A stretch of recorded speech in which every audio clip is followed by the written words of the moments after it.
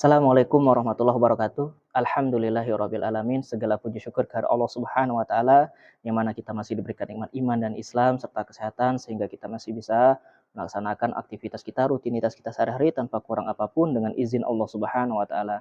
Dan tak lupa sholawat teriring salam senantiasa tercurahkan kepada junjungan kita, syuri tauladan kita, Nabi yang agung, baginda Rasulullah sallallahu alaihi wasallam. Semoga kita selalu istiqomah dalam menegakkan sunnah-sunnah yang diajarkan oleh baginda Rasulullah.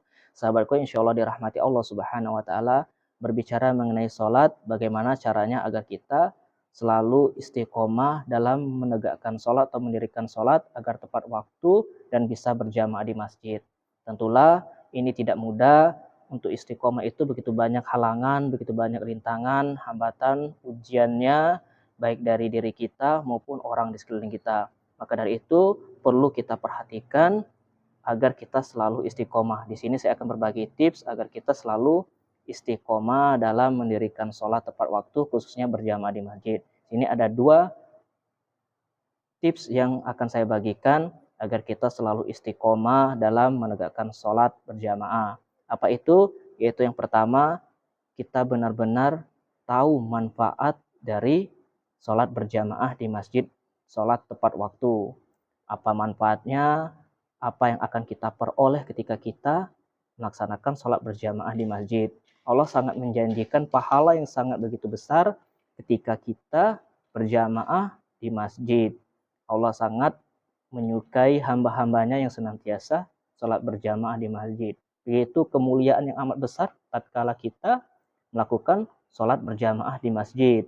Maka dari itu kita harus tahu manfaatnya, tujuannya apa, agar kita selalu istiqomah untuk menegakkan sholat berjamaah di masjid. Itu yang pertama. Yang pertama kita harus memahami manfaatnya terlebih dahulu. Terus yang kedua, kita harus banyak bergaul dengan sahabat-sahabat yang senantiasa menegakkan sholat, mendirikan sholat secara tepat waktu. Karena ketika kita bersahabat ataupun berteman dengan orang tersebut, maka kita akan ikut, kita akan terlibat, kita akan terpengaruh. Dia sahabat kita rajin, kita tentu pasti akan mengikuti dia. Karena Rasulullah mengatakan, tatkala kita berteman dengan orang yang pandai besi, kita akan kena percikannya. Dan ketika kita bersahabat dengan penjual parfum, kita akan terkena percikan harumnya, wanginya. Maka dari itu, bersahabatlah, bertemanlah dengan orang yang senantiasa menjaga sholatnya, yang senantiasa berjamaah di masjid, maka engkau akan ikut juga berjamaah di masjid. Tinggalkanlah perkara-perkara yang buruk, tinggalkanlah perkara-perkara yang bisa merusak akidahmu. Tinggalkanlah perkara-perkara yang bisa membuat sholatmu hancur, yang senantiasa selalu sholat tepat waktu, engkau lalai ketika engkau bersahabat dengan orang-orang yang tidak bermanfaat, yang senantiasa selalu lalai dalam sholatnya.